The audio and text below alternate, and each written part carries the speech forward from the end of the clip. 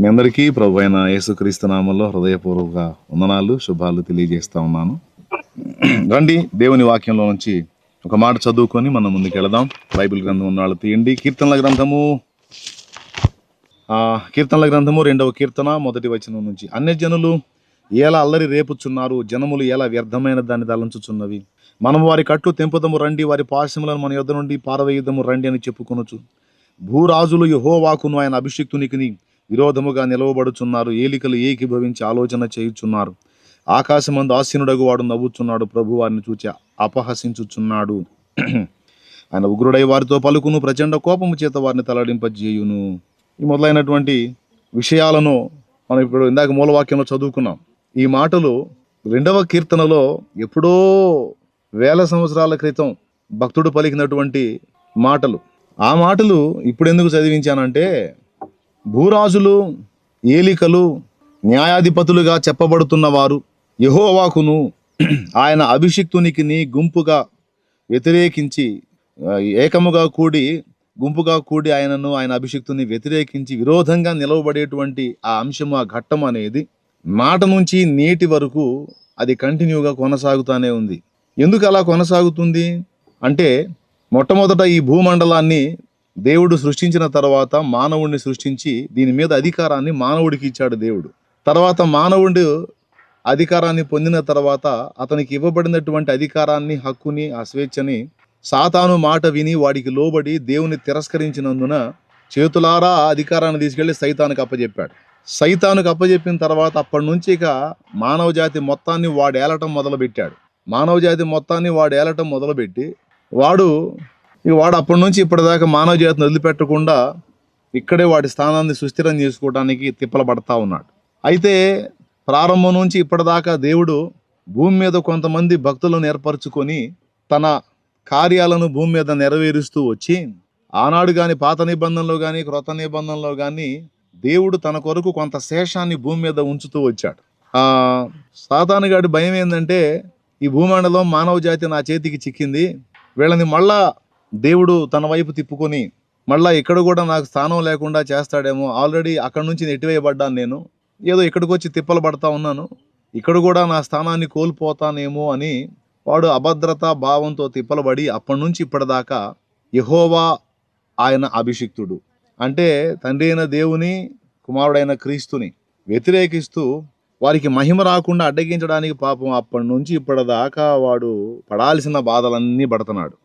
కాబట్టి వాడు డైరెక్ట్గా ఫైట్ చేయకుండా భూమి మీద ఉన్న మనుషులనే వాడు వినియోగించుకొని ఆ మనుషుల్ని వాడు ఆవరించి అందులో ముఖ్యంగా భూరాజులను, ఏలికలను, ఎవరైతే ప్రజలకు న్యాయం తీర్చవలసినటువంటి వ్యక్తులు ఉంటారో అలాంటి న్యాయాధిపతులను సైతం వాడు ప్రేరేపించి మరి దేవుని ప్రజలకు హింస కలిగించటం, ఇబ్బంది కలిగించటం, శ్రమ కలిగించటం, వారిని తృణీకరించడానికి ప్రయత్నించటం అనేది చేయటం ఈరోజు కొత్త సంగతి కాదు. ఇది తరతరాలుగా, సంవత్సరాలుగా, అంటే వేల సంవత్సరాలుగా జరుగుతున్నటువంటి తంతే ఇది. అయితే ఇక్కడ నేను మీకు 2 విషయాలు చెప్పాలి. భూరాజులు, ఏలికలు, మరి ప్రజలకు న్యాయం తీర్చవలసినటువంటి న్యాయాధిపతులు అందరూ ఏకమై దేవుని ప్రజలను, ఆయన అభిషిక్తుని సంఘమును హింసించటం, బాధించటం, శోధించటం, వేధించటం అనేది జరుగుతున్నప్పుడు దేవుడు చూసి, వీళ్ళ తిప్పలను చూసి దేవుడు ఏం చేస్తున్నాడు అంటే, ఇక్కడ విచిత్రమైన మాట రాసుంది. ఆకాశమందు ఆసీనుడగు వాడు నవ్వుచున్నాడు. వాళ్ళ ఆలోచనలు, ప్లాన్లు, ఎత్తుగడలు ఇవన్నీ చూసి అప్పటి నుంచి ఇప్పటిదాకా దేవుడు ఏం చేస్తున్నాడంటే, వాళ్ళ యుక్తులు, కుయుక్తులు, వాళ్ళ జ్ఞాన కృత్రిమము ఇదంతా చూసి ఆయన నవ్వుతున్నాడని ఇక్కడ రాసుంది. ఎందుకు నవ్వుతున్నాడు అంటే 2 కారణాలను బట్టి ఆయన నవ్వుతున్నాడు. బాగా వినాలి. ఒక విచిత్రమైన విషయం చెప్తాను నేను మీకు. ఇప్పుడు దయచేసి ఎవరు మిస్ కావద్దు. నేను చెప్పే ఈ విషయాన్ని మీకు నవ్వు పుట్టించే సంగతి చెప్తాను నేను. గతంలో ఒకసారి నేను వాక్యం చెబుతూ ఒక విషయాన్ని మీకు చెప్పాను. దేవుడు మనుషుల్లో పనిచేయాలన్నా, సైతాను మనుషుల్లో పనిచేయాలన్నా విశ్వాసమే ఆధారము అని. ఎంతమంది గుర్తుందో మరి నాకు తెలియదు, కానీ దాదాపు చాలా స్పష్టంగా అది నేను చెప్పినట్టు నాకు బాగా గుర్తు. అది కూడా ఒకసారి కాదు, 2-3 సార్లు నేను ఆ విషయాన్ని అందించాను. దేవుడు భూమి మీద మనుషుల్లో పనిచేయాలన్నా, సైతాను పనిచేయాలన్నా ఖచ్చితంగా విశ్వాసమే ఆధారం అని చెప్పాను నేను. ఏది ఆధారం? విశ్వాసం. విశ్వాసాన్ని ఆధారం చేసుకొని దేవుడు కదులుతాడు. దేవుణ్ణి కదలకుండా కట్టి పడేసేది ఏదన్నా ఉంది అంటే అది అవిశ్వాసం. ఇప్పుడు విశ్వాసాన్ని బట్టి పేతురు నీళ్ళ మీద నడిచాడు. ఎప్పుడైతే సందేహం వచ్చి విశ్వాసం బలహీనపడిందో నీళ్లలో మునిగిపోసాగాడు. అంటే అవిశ్వాసము లేక సందేహం అనేది దేవుని శక్తిని అడ్డగిస్తుంది, దేవుని కార్యాలు జరగకుండా అడ్డుపడింది. కాబట్టి ఇప్పుడు దేవుడు తన పనులు నెరపాలంటే ఖచ్చితంగా విశ్వాసమే కావాలి. అయితే ఫస్ట్ నుంచి ఇప్పటిదాకా దేవుడు మనుషుల విశ్వాసాన్ని బట్టి పనిచేయటమే కాదు, సైతాను గాడి విశ్వాసాన్ని బట్టి కూడా చాలా పనులు చేశాడు. ఇది ఇప్పుడు మనం నవ్వుకోవాల్సినటువంటి సంగతి. దేవుడు తన కార్యాలను భూమి మీద జరిగించడానికి సైతాను గాడి విశ్వాసం కూడా ఉపయోగపడింది. సైతాను గాడి విశ్వాసం ఉంచడం ఏంది, సైతాను గాడి విశ్వాసం దేవుడికి ఉపయోగపడటం ఏంది అనేది మీకు డౌట్ రావాలి. మరి అదే కొంచెం డెప్త్గా ఆలోచిస్తే ఈ పాయింట్ మీకు అర్థమైద్ది.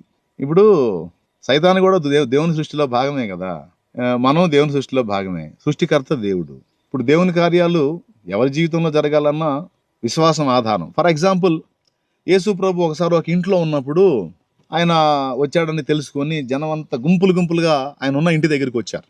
వస్తే ఒక నలుగురు పక్షవాతం అనే జబ్బున్నటువంటి వాడిని తీసుకొచ్చి యేసు ప్రభు ఏ ఇంట్లో అయితే ఉన్నాడో ఆ ఇంటి యజమానుడితో మాట్లాడి, వీడికి పక్షవాతం వచ్చింది, వీడు మంచంలో ఉన్నాడు, పాపం చాలా ఇబ్బంది పడుతున్నాడు, మీరు పర్మిషన్ ఇస్తే ఈ పెంకులు ఓడదీసి లోపలికి వీడిని దించి యేసు ప్రభు ముందుకు దించి ఏదన్నా ఆయన బాగు చేస్తాడేమో అని ఆలోచన చేస్తున్నాము, కొంచెం పెంకులు ఓడదీసాం, ఎందుకంటే జనాలు లోపలికి పోనివ్వట్లేదు, ఇంటి పైకప్పు ఓడదీసి వీడిని పైనుంచి దించుతాం యేసు ప్రభు ముందుకి అని పర్మిషన్ తీసుకొని పెంకులు ఓడదీసి మరి వాడిని తెచ్చిన మంచాన్ని 4 తాళ్లతో కట్టి యేసు ప్రభు ముందుకు దించినప్పుడు అక్కడ ఒక మాట ఉంటుంది, మీకు తెలుసులే ఆ సంగతి. ఏంటి ఆ మాట అంటే, ఆయన వారి విశ్వాసము చూచి. సరిపోయింది. మార్కు 2:5 ఒకసారి చూస్తే చాలు, మీరు బైబిల్ ఉన్న వాళ్ళు తీసి మార్కు 2:5 ఒకసారి చూడండి. అలాగే లోక 5:20లో కూడా ఉంటుంది. అక్కడ యేసు వారి విశ్వాసం చూచి అనే మాట ఉంది, ఒక్కటి చాలు. యేసు వారి విశ్వాసం చూచి ఆ పక్షవాతం జబ్బున్న వ్యక్తితో అంటున్నాడు, కుమారుడా నీ పాపములు క్షమింపబడి ఉన్నవి అని చెప్పి వాడిని స్వస్థపరచడం అనేది జరిగిద్ది.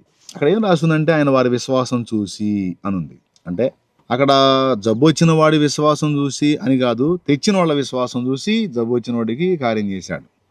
అట్లాగే మనం ఉంచిన విశ్వాసాన్ని బట్టి ఎదుటి వాళ్ళ విషయంలో కూడా కార్యాలు జరగటం అనేది దీన్ని బట్టి మనకు అర్థమైంది. అంటే మనం ఉంచే విశ్వాసాన్ని బట్టి కూడా ఎదుటి వాళ్ళ జీవితాల్లో కార్యాలు జరగటం అనేది దీన్ని బట్టి మనకు అర్థమైంది.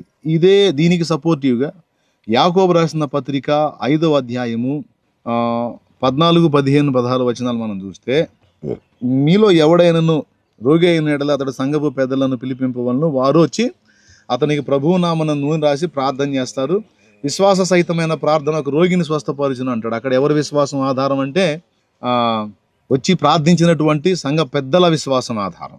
అట్లాగా భక్తుల విశ్వాసాన్ని ఆధారం చేసుకుని దేవుడు కొన్ని కార్యాలు జరిగించడం అనేది మనకు బైబిల్లో స్పష్టంగానే మనకు తెలిసిన సంగతి. ఇప్పుడు నేను చెప్పే నవ్వు పుట్టించే సంగతి ఏంటంటే, చాలా కార్యాలు భూమి మీద చేసిన కార్యాలు కేవలం భక్తుల విశ్వాసాన్ని బట్టే కాదు, సైతానుగాడి విశ్వాసాన్ని బట్టి కూడా దేవుడు చేశాడు.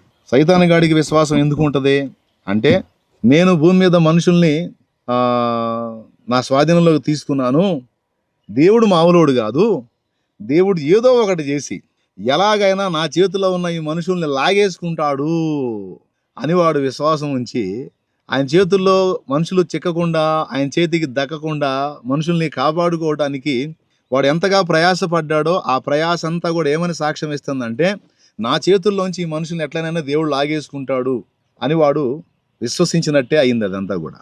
ఎందుకంటే వాడు తపన పడుతున్నాడు కదా, టెన్షన్ పడుతున్నాడు కదా, దానికోసం వాడు ఎన్నో తిప్పల ప్రారంభం నుంచి ఇప్పటిదాకా వాడు పడుతున్న ప్రయాస అంతా కూడా ఏమని సాక్ష్యం ఇస్తుందంటే, దేవుడు జ్ఞానవంతుడు, దేవుడు బలవంతుడు, దేవుడు శక్తివంతుడు, దేవుడు ఎలాగైనా నా చేతుల్లోంచి వీళ్ళని లాగేసుకుంటాడు అని సైతాను రూఢిగా నమ్మాడు, విశ్వసించాడు కాబట్టే అడ్డగించడానికి ఇన్ని బాధలు పడుతున్నాడు. దీన్ని బట్టి మీకేమర్థమైందో ఒకసారి మీరు చెప్పాలి. చూసారా వాడు ఎంత విశ్వాసం ఉంచాడో దేవుని మీద. మరి ఇప్పటిదాకా చాలా పనులు జరిగింది వాడి విశ్వాసంతో కూడా జరిగినాయి. ఒకవేళ వాడు నేను మనుషులందరినీ జయించాను, దేవుడు వీళ్ళని నా చేతుల్లోంచి తీసుకోలేడు అని నమ్మి వాడు ప్రశాంతంగా ఉన్నట్టయితే ఒకవేళ కొంత పని ఆగేదేమో దేవుడి పని. కానీ అలా కాకుండా వాడు నిరంతరం టెన్షన్ పడతా, ఇంతమంది మనుషుల్ని నానా రకాలుగా కవ్వించుకుంటా, దాడులు చేయించి దుర్మార్గాలు చేయించి, హింసలు చేయించి, అప్పటి నుంచి ఇప్పటిదాకా చూడండి. వాడు 11 మందిగా ఒక చిన్న గుంపుగా ఉన్నప్పుడు వాడు పాపం భయపడి, టెన్షన్ పడి వాడు పని చేయటం మొదలుపెట్టాడు. వాడు ఎంత నమ్మాడంటే ఈ 11 మందితో ఆగదు, ఇది ఇంకా పెరిగిపోయిద్ది, ఎట్లనన్నా దీన్ని ఆపాలని టెన్షన్ పడే కదా ఆ యెరూషలేములో ఉన్న వాళ్ళ నాయకుల్ని ప్రేరేపించి వీళ్ళకి వ్యతిరేకంగా తిప్పి అక్కడ వీళ్ళకి హింస కలిగించాడంటే, ఎందుకు కలిగించాడు హింస అంటే దేవుడు వీళ్ళని విస్తరింపజేస్తాడు అనే విశ్వాసంతోనే కదా. అది అలా జరగకుండా చేయడాన్ని కూడా అడ్డగించడానికి ట్రై చేసింది. కాబట్టి పాపం వాడి విశ్వాసమే నెరవేరి వాడి ప్రయత్నాలన్నీ విఫలమయ్యి ఆ 11 మంది కాస్త అక్కడి నుంచి బయలుదేరి అనేక సంఘాలుగా ప్రపంచం అంతా వ్యాపించింది. అసలు నన్ను అడిగితే నిజంగా మన విశ్వాసం కంటే కూడా సైతాను గాడి విశ్వాసం చాలా గొప్పదండి. ఎందుకంటే అసలు దేవుడి శక్తి మనకంటే బాగా వాడికి తెలుసు. దేవుని ప్లాన్, దేవుని ఐడియాలజీ, దేవుని ఆలోచన, దేవుడు ఏ విధంగా కార్యాలు చేస్తాడో, ఏ విధంగా ఆయన వ్యవహరిస్తాడో, ఆయన ఎంత మేధావో వాడికి తెలుసు. అందుకే వాడు అంత టెన్షన్ పడేది, అంత కంగారు పడేది. ఎట్లనన్నా కానీ నేను ఏది చేసినా సరే దాన్ని ఏదో ఒక రకంగా తనకు అనుకూలంగా ఉపయోగించుకోగలడు, మామూలోడు కాదు అనే గట్టి విశ్వాసం సైతాను గాడికి. నిజమే, ఎందుకంటే వాడు ఎరుగున్నాడు కదా పాపం, అప్పటి నుంచి దగ్గర నుండి చూశాడు కదా. అందుకని వాడు టెన్షన్ పడటంలో పాపం అర్థం ఉందిలే. ఏం చేద్దాం మరి, వాడి విశ్వాసమే నెరవేరుతుంది.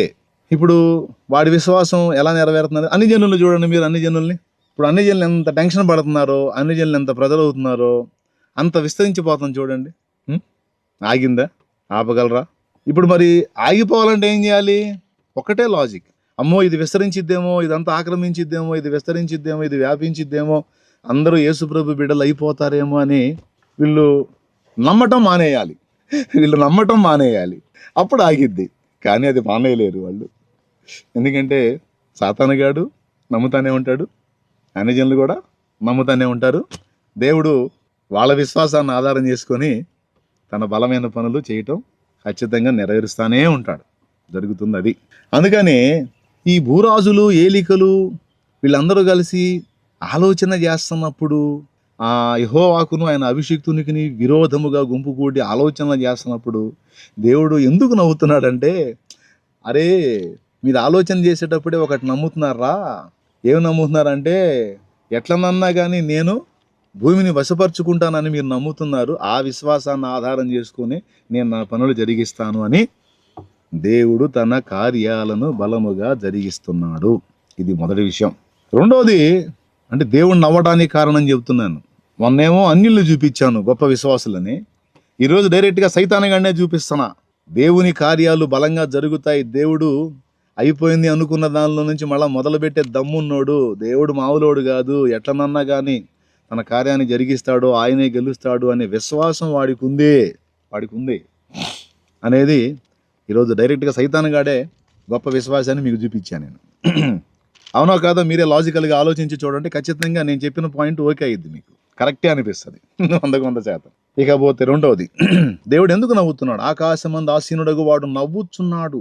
ఎందుకు నవ్వుతున్నాడు అంటే, ఇప్పటి వరకు భూమి మీద మనుషులు కదిలినటువంటి కదలికలన్నిటిలో ఎవరెవరు ఎన్ని రకాల కుట్రలు పన్ని, ఎన్ని రకాల ఎత్తుగాళ్ళు వేసి, ఎన్ని రకాలుగా పథక రచనలు చేశారో అవన్నీ అటు తిప్పి ఇటు తిప్పి వాళ్ళ మెడకే తగిలించే దమ్ము ఆయనకుంది కనుక ఆయన చిద్విలాసంగా నవ్వుతుంటాడు. కొంతమంది భూమి మీద ఉన్నటువంటి భూరాజులు, ఏలికలు, జ్ఞానులు, వాళ్ళ కృత్రిమపు తెలివితేటలు, వాళ్ళ ఐడియాలజీ, పాపం అజ్ఞానులైన మానవుల విషయంలో ఆయన నెరవేరొచ్చు, కానీ దేవుని దగ్గర ఆయన నడవవు. ఎందుకంటే వీళ్ళ తలకాయల్లో బ్రెయిన్ పెట్టి ఆ బ్రెయిన్లో కొంత జ్ఞానం పెట్టినోడు ఆయన దగ్గర డ్యాన్స్లు వేస్తే ఎట్లా, ఆయన దగ్గర నాటకాలు వేస్తే ఎట్లా? మనుషుల దగ్గర వేసుకుంటే ఏదో మనుషుల దగ్గర నెరవేరుతాయి, మనుషులు తిక్కలోళ్ళు కాబట్టి. కానీ దేవుడి దగ్గర వేస్తే దేవుడు అనుకుంటాడు, అరే నేను ఇచ్చిన ఆ 30 kg బ్రెయిన్లో నువ్వు నీ తెలివితేటలు ప్రదర్శిస్తే ఇలాంటి 30 kg బ్రెయిన్లు, ఈ కేజీలోపు బ్రెయిన్లు నేను కోట్ల బ్రెయిన్లు భూమి మీద రెడీ చేసి పెట్టేశాను రా. ఇన్ని బ్రెయిన్లు తయారు చేసి ఇన్ని బ్రెయిన్లకు ఐడియాలజీ ఆలోచన విధానాన్ని ఇచ్చిన ఆ ఐడియాలజీ ఆలోచన ఎలా ఉంటుందో తెలుసురా మీకు? తెలుసా? చేయండి అని ఆయన నవ్వుకుంటున్నాడు. ఆయన నవ్వే దానిలో రెండవ కారణం అది. ఎంత చెడగొట్టాలని చూసినా ఒకసారి ఆ, నేను కూర్చునే ఆ, బలిపీఠం మీద నా వెనక వారం వారం కూటానికి బ్యాక్గ్రౌండ్ మారుస్తూ ఉంటారు. మీకు తెలుసు ఆ సంగతి. తమ్ముడు ఆర్టిస్ట్ కిరణ్ అని, తనతో పాటు కొంతమంది పిల్లలు తయారయ్యారు. ఇప్పుడు వాళ్ళు కూడా మంచిగా పెయింటింగ్ చేస్తూ ఉంటారు. రకరకాల సీనరీస్ వేస్తూ ఉంటారు. నా బ్యాక్గ్రౌండ్ మంచి వాగ్దానం, మంచి సీనరీ పెడతా ఉంటారు. మీకు తెలుసు ఆ సంగతి. ఒకరోజు ఆ తమ్ముడితో మాట్లాడాను. నేను ఒక పిచ్చి గీత గీస్తాను, దాన్ని ఒక బొమ్మగా నువ్వు చేయగలవా అన్నాను. చేస్తానన్నా అన్నాడు. అప్పుడు నా చేతికి వచ్చిన ఒక పిచ్చి గీత గీశాను అనుకోండి. వినండి, ఆ చిన్నోడు దాన్ని ఆధారం చేసుకొని ఒక బొమ్మను గీశాడు. మళ్ళీ ఇంకోటి ఏం చేయాల, నేను ఏదైతే పిచ్చి గీత గీశానో దాన్నే ఒక బొమ్మగా మార్చాడు, ఒక చిత్రంగా మార్చాడు. నేను అన్నాను, సరే ఈ చిత్రాన్ని నేను చెడగొడతాను, ఆ చెడగొట్టిన దానిలోంచి మళ్ళీ ఇంకోటి ఏదన్నా గీయగలవా అన్నాను. గీస్తానన్నా, చెడగొట్టండి అన్నాడు. 2 కారణాల చేత దేవుడు నవ్వుతున్నాడు అని చెప్పాను. ఇప్పుడు మొదటిది ఏంటంటే, ఏ సైతాను దేవుని కార్యాలు ఆటంకపరచాలనుకున్నాడో వాడి విశ్వాసాన్ని ఆధారం చేసుకునే దేవుడు తన రాజ్యాన్ని వ్యాపింపజేస్తున్నాడు. ఇది మొదటి సంగతి. రెండవది, మనకు బ్రెయిన్ ఇస్తే 30 కేజీ కూడా ఉండని ఈ బ్రెయిన్లో ఇన్ని తెలివితేటలు పెట్టుకొని మనం ఐడియాల మీద ఐడియాలు వేసి ఏదో కథలు చేస్తూ ఉంటే, ఇన్ని తలకాయల్లో బ్రెయిన్లు పెట్టినోడు ఎంత ముదురు. ఆ ముదురు దగ్గర మనం కథలు చేసి ఎట్ట కుదిరిద్ది? తిరిగి ఏదో ఒక విధంగా మనకు చేసే న్యాయం మనకు చేస్తాడు. ఇది బైబిల్ మొత్తం ఇచ్చిన సాక్ష్యం. దేవుణ్ణి తక్కువ అంచనా వేసి వీళ్ళు చేసేటువంటి ఆలోచనలు అన్నీ ఇన్ని కావు. ఏమండి, ఒక మాట చెప్తాను, ఏమన్నా న్యాయం. ఇప్పుడు భక్తి, విశ్వాసం, దేవుడు అనే విషయాలు మనసుకు సంబంధించిన సంగతులు. అవి మనసుకు సంబంధించినటువంటి విషయాలండి. ఒకడు ఒక దైవాన్ని నమ్ముతాడు, ఇంకొక దేవుడు అంటాడు, ఇంకొకడు అంటాడు, ఒకడు అసలు దేవుడే లేడు, ఇది నా విశ్వాసం అంటాడు. అట్లా ఎవరి విశ్వాసం వాళ్ళది. ఇది మనసుకు సంబంధించింది. మనసుకు సంబంధించినటువంటి విషయాన్ని తీసుకొచ్చి ఒక వ్యక్తి తరతరాలుగా, ఒక జాతి తరతరాలుగా అంటరానితనం చేత దారుణమైనటువంటి తృణీకారానికి గురయ్యి తరతరాలుగా గాయపరచబడతా ఉంటే, రాజ్యాంగ రచన చేసేటప్పుడు వాళ్ళ దీన స్థితిని దృష్టించి వాళ్లకు కొన్ని ప్రత్యేకమైన భద్రతలను రాజ్యాంగం ఏర్పాటు చేసింది. భారత రాజ్యాంగం కొన్ని ప్రత్యేకమైన భద్రతల్ని. ఎందుకు అంటే దానికి కొన్ని కారణాలు ఉన్నాయి. భారతదేశం మొత్తం కూడా అధిక జనాభా ఉన్నటువంటి మతం ఏదైతే ఉందో, ఆ మత విశ్వాసం ఈ జాతిని, ఈ జనాంగాన్ని, ఆ జాతి జనాంగం ఎవరు మీకు తెలియదేముందిలే, దళితుల్ని ఎంత దారుణంగా వివక్షత చూపి, ఒక్క మాటలో చెప్పాలంటే ఒక జంతువుకి ఇచ్చిన విలువ కూడా మనుషులకి ఇవ్వకుండా అతి నీచమైనటువంటి సంప్రదాయాలను, ఆచారాలను పెట్టి తరతరాలుగా, వందల సంవత్సరాలుగా ఈ జాతిని, దళితుల్ని దారుణంగా క్షోభకు, వేదనకు, దుఃఖానికి, అవమానానికి గురి చేసింది ఒక మతం. ఆ మతం ఏదో కూడా మీకు తెలుసు. ఆ మతంలో కొన్ని ఆచారాలు ఉంటాయి. విధవరాళ్ళ విషయంలో కొన్ని ఆచారాలు ఉంటాయి. కొన్ని కులాలకు సంబంధించిన వారి విషయంలో కొన్ని ఆచారాలు ఉంటాయి. వాటన్నిటినీ బట్టి ఒక జంతువుకి ఇచ్చినటువంటి విలువ కూడా దళిత బిడ్డలకు ఇవ్వకుండా, వాళ్లకు కనీసం తాగేదానికి, నీళ్లు తాగేదానికి కూడా స్వేచ్ఛ లేకుండా చేసి, అరుగుల మీద కూర్చోనీయకుండా, అంటరానితనాన్ని అంటగట్టి, ఏమండి నోటికి ముంతగట్టి, ఏమండి నడుంకి తాటాకు గట్టి. ఎందుకంటే ఈ దళితులు రోడ్డు మీద నడిస్తే రోడ్డు మైలబడిపోయిద్దంట. దాని మీద ఇంకా అగ్ర కులాలు నడవకూడదంట, నడిస్తే వాళ్ళకి అంటంట. అందుకని మీరు నడుస్తూ వెళ్ళేటప్పుడు మీ నడుంకి తాటాకు కట్టుకోవాలి, తాటాకు కట్టుకుని నడవాలి. నడుస్తూ ఉంటే అప్పుడు మీ అడుగులన్నీ తాటాకు తెడుపుకుంటూ వెళ్తుంది, అప్పుడు మేము నడుస్తాం అని అడుగులను కూడా వెయ్యనీయకుండా, నీళ్లు తాగనీయకుండా, చదువుకోనీయకుండా, దేవుడి పేరుతో జరిగే తంతులోకి ఎంటర్ కానీయకుండా, ఆఖరికి పశువుకి దున్నపోతు కూడా జుట్టు గొరిగేటువంటి వ్యక్తులు ఒక దళితుడికి కటింగ్ చేయాలంటే పో అంటరానోడా అని తృణీకరించి, దారుణంగా జంతువులకి ఇచ్చే విలువ కూడా ఇవ్వకుండా, చదువుకోనీయకుండా, దేవుని దగ్గరకు రానియకుండా, సమాజంలో కలవనీయకుండా, నీళ్లు తాగనీయకుండా, నలుగురిలో కూర్చోనీయకుండా, నలుగురిలో బతకనీయకుండా, నలుగురిలో నడవనీయకుండా, ఇలా చెప్పుకుంటూ పోతే ఎన్ని రకాలుగానో దారుణాలు దారుణాలు అవమానాలు చేసి దుర్మార్గం చేసి ఇంత ఇది చేస్తే రాజ్యాంగ రచనలో అన్నాళ్ళు వాళ్ళు పడ్డ బాధలన్నిటినీ ఎరిగినటువంటి ఒక మహనీయుడు వాళ్లకు కొన్ని ప్రత్యేకమైన హక్కులు కల్పించి వాళ్ళని భద్రపరచడానికి, సమాజంలో వాళ్ళు కూడా నైతికంగా తల ఎత్తుకొని తిరగటానికి కొన్ని ఏర్పాట్లు చేస్తే ఈరోజు తీర్పులు ఎలా ఉన్నాయంటే మళ్ళా ఇగో మీకు ఏమాత్రం మార్పు రాలేదు, న్యాయస్థానాలు కూడా మిమ్మల్ని ఇప్పటికీ వెలివేస్తానే ఉన్నాయి, మిగిలిన వాళ్ళు ఎవ్వరికీ లేని చట్టాలు మీకు మాత్రమే అప్లై అవుతాయి అని ఈరోజు కూడా లేటెస్ట్గా మరి కొన్ని తీర్పులు, ముఖ్యంగా సర్వోన్నత న్యాయస్థానంగా మనం గౌరవించేటువంటి సుప్రీంకోర్టు జడ్జిమెంట్ అది చాలా హృదయాన్ని కలచివేసే విధంగా అనిపించింది. ఇది నా ఒక్కడి అభిప్రాయం కాదు, సమాజంలో ప్రజలందరి అభిప్రాయం. చాలామంది దీని విషయంలో గాయపడి గుండెకోతకు గురై స్పందిస్తూ ఉన్నారు. అంటే మిగిలిన ఏ వర్ణాల వారైనా తమకిష్టం వచ్చినటువంటి భక్తి మార్గంలోకి వెళ్ళొచ్చు, తమకిష్టం వచ్చిన విశ్వాసంలోకి వెళ్ళొచ్చు, కానీ దళితుడికి మాత్రం ఆ స్వేచ్ఛ లేదు. దళితుడికి ఆ స్వేచ్ఛ లేదు.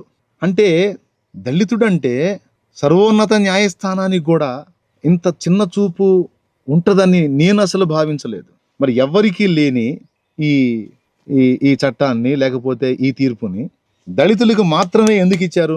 దళితులకు మాత్రమే ఎందుకు ఇచ్చారు? ఇప్పుడు ఎస్టీ ఉన్నాడు, ఎస్టీ వేరే మతంలోకి మారితే వాని స్థానం అంతే ఉంటుంది. బీసీ ఉన్నాడు, బీసీ వేరే మతంలో మారితే వాడు బీసీగానే ఉంటాడు. ఓసీ వేరే మతంలో మారితే వాడు ఓసీగానే ఉంటాడు. ఒక ఎస్సీ మాత్రం వేరే మతంలోకి మారితే ఎందుకని అతని హక్కులు పోగొట్టుకుంటున్నాడు? ఎందుకు పోవాలి? అంటే ఎస్సీలు అంటే సర్వోన్నత న్యాయస్థానాన్ని కూడా చిన్న చూపేనా? అరే ఎంత దారుణం ఇది. ఏమండి, ఒక మాట, మతం అంటే అభిప్రాయం అయినా నాకు అర్థం కాదు. భారతదేశంలో హిందూ మతాన్ని, సిక్కు మతాన్ని, బౌద్ధ మతాన్ని అధికారిక మతాలుగా రాజ్యాంగం ప్రకటించిందా? ఈ 3 మతాలే అధికారికమైన మతాలు. హిందూ మతం అధికారిక మతం. ఇప్పుడు ఉదాహరణకి మీకు ఒక మాట చెబుతానండి. జాతీయ జెండా మువ్వన్నెల జెండా, జాతీయ గీతం జనగణమన, జాతీయ జంతువు పెద్ద పులి. ఏమండి, అలాగే మరి జాతీయ మతంగా హిందూ మతాన్ని చేశారా? సిక్కు మతాన్ని చేశారా? బౌద్ధ మతాన్ని చేశారా? ఏ మతాన్ని చేశారు? ఏ మతం జాతీయ మతం అని రాజ్యాంగంలో రాసి ఉంది? ఏ ఆర్టికల్లో ఉందో దయచేసి చెప్పాలి.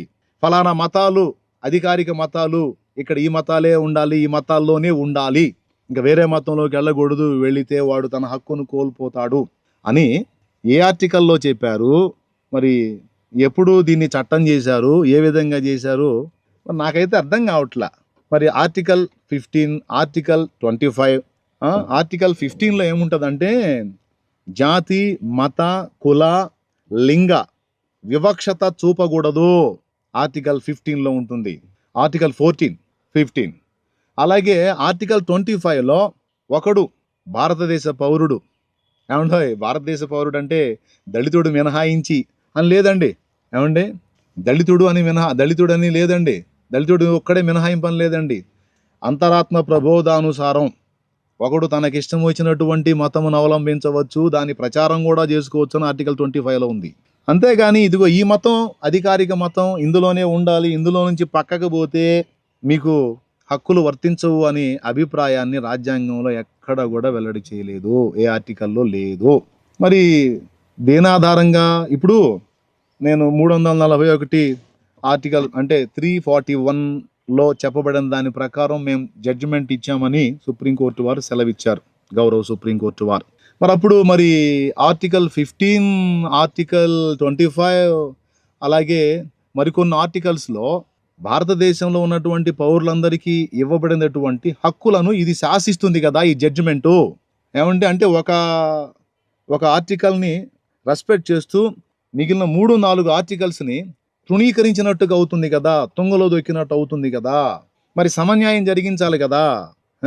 అంటే అడిగేవాళ్ళు లేడు, ప్రశ్నించేవాళ్ళు లేడు, గొంతెత్తేవాళ్ళు లేడు. ఎందుకంటే మిగిలిన వాళ్ళు అయితే పాపం పోరాటాలు చేస్తారు, కానీ దళితులు ఏం చేస్తారండి? దళితులు పాపం అనే వివక్షత అనేది ఎక్కడో పల్లెటూళ్ళలో అక్కడక్కడ ఉందనుకున్నాం, కానీ ఇది top to bottom, bottom to top అన్నదాకా చివరికి సర్వోన్నత న్యాయస్థానం దగ్గర కూడా ఇలాంటి వివక్షత కనబడటం మనకి చాలా గాయం కలిగించే విషయం. నాకైతే చాలా గాయం కలిగించింది. దీని విషయంలో మాట్లాడకుండా ఉండలేకపోతున్నా. ఒక మాట సరే పర్వాలేదండి, ఇప్పుడు అందరూ దీని విషయంలో మాట్లాడాలి, స్పందించాలి. భారతదేశం యొక్క గొప్పతనం ఏంటంటే కోర్టులు సుప్రీం కాదు, భారతదేశంలో ప్రజలు సుప్రీం. ప్రజలు సుప్రీం అండి. ప్రజల కొరకు కోర్టులు ఉన్నాయి, ప్రజల కొరకు చట్టాలు ఉన్నాయి, ప్రజల కొరకు ప్రజాప్రతినిధులు ఉన్నారు, ప్రజల కొరకు నాయకులు ఉన్నారు, ప్రజల కొరకు అధికారులు ఉన్నారు. భారతదేశంలో ప్రజలే రాజు. భారతదేశంలో వేరే రాజు లేడు, ప్రజలే రాజు. అంతేగాని ప్రజల కొరకు కోర్టులు, ప్రజల కొరకు తీర్పులు, ప్రజల కొరకు చట్టాలు, ప్రజల కొరకు రాజ్యాంగం, ప్రజల కొరకు అధికారులు, నాయకులు అందరూ పని చేయాలి. ఇక్కడ ప్రజలు సుప్రీం. దీన్ని మళ్ళీ ఎందుకు చెప్తున్నానంటే అవసరమైతే ప్రజలు ఈ అభిప్రాయంతో ఏకీభవించకుండా ప్రశ్నిస్తే, అవసరమైతే సర్వోన్నత న్యాయస్థానమైనా సరే తన తీర్పుని వెనక్కి తీసుకోవాలి, తన అభిప్రాయాన్ని వెనక్కి తీసుకోవాలి. గతంలో అలా కొన్ని అంశాలకు వెనక్కి తీసుకున్నారు, అది కూడా ఉంది. గతంలో ఇలాంటి తీర్పులు కొన్ని, ఈ తరహాలో ఇచ్చిన తీర్పులు కొన్ని సర్వోన్నత న్యాయస్థానం వెనక్కి తీసుకుంది. ఈ విషయంలో కూడా అలానే జరగాలి. దీనికి ప్రజలందరూ కూడా స్పందించాలి.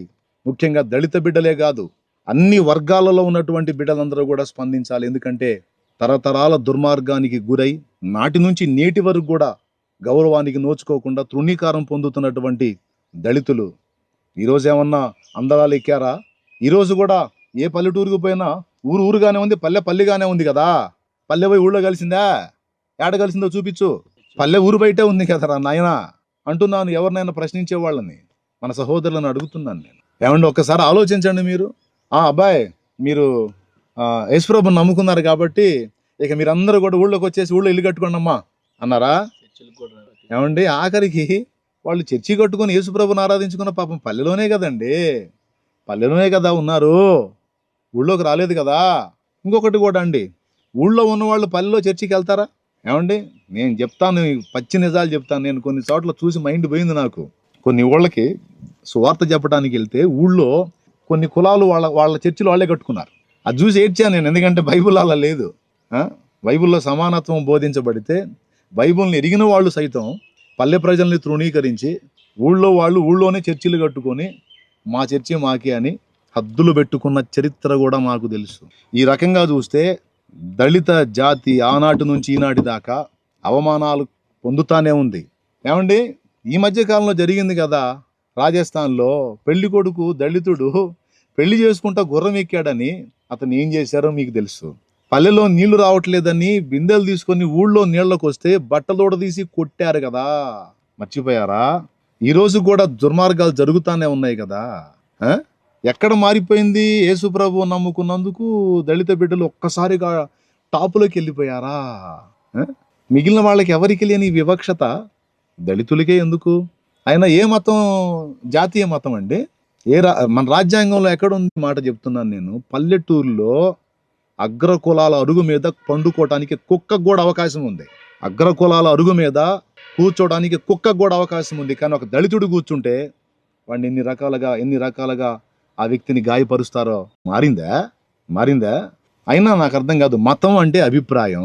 ఒక వ్యక్తి నిన్న మొన్నటి వరకు ఒక అభిప్రాయంలో ఉన్నాడు, తర్వాత ఆ అభిప్రాయం తప్పు, ఆ అభిప్రాయం కరెక్ట్ కాదని మరొక అభిప్రాయానికి తను వెళ్ళాడు.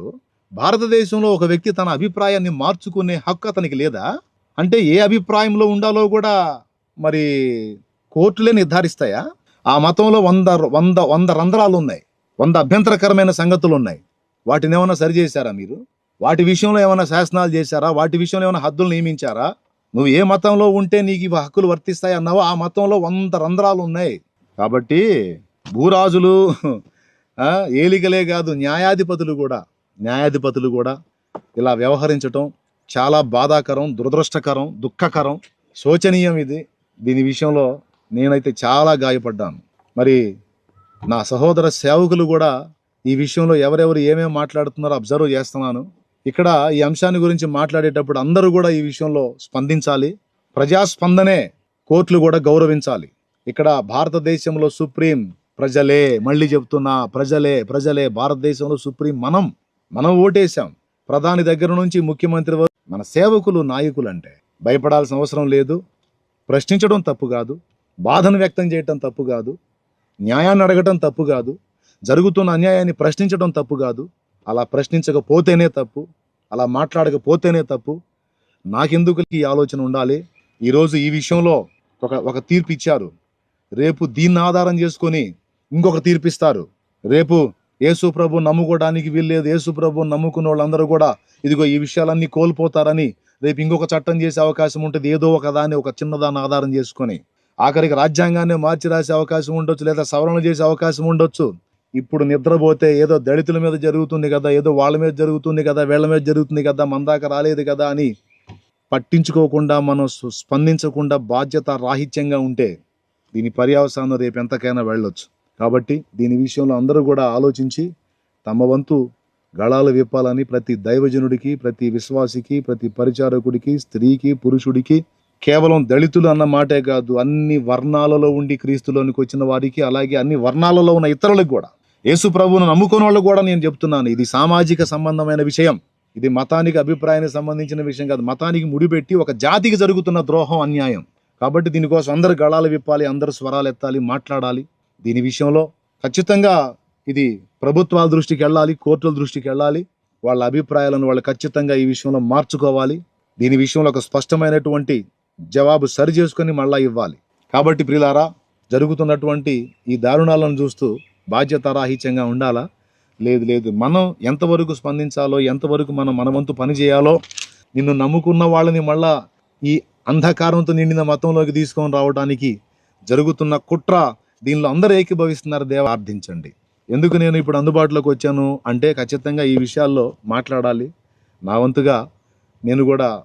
వంతుగా నేనేం చేయాలో నేను చేస్తున్నాను. ప్రతిదీ మీకు అన్ని నేను హెచ్చులెచ్చులుగా ఇది పొడిశాను, అది పొడిశాను చూపించాల్సిన అవసరం లేదు. పగడాల ప్రవీణ్ అన్న హత్య విషయం దగ్గర నుంచి ప్రతిదీ కూడా నేను చేయాల్సినటువంటి ఆలోచనలు నేను చేస్తున్నాను, నేను చేయాల్సిన ప్రయత్నాలు నేను చేస్తున్నాను. అన్యాయం కాదా ఇది? నియంతృత్వ ధోరణి కాదా? కాబట్టి దీని విషయంలో ప్రశ్నించండి, అలాగే ప్రార్థించండి.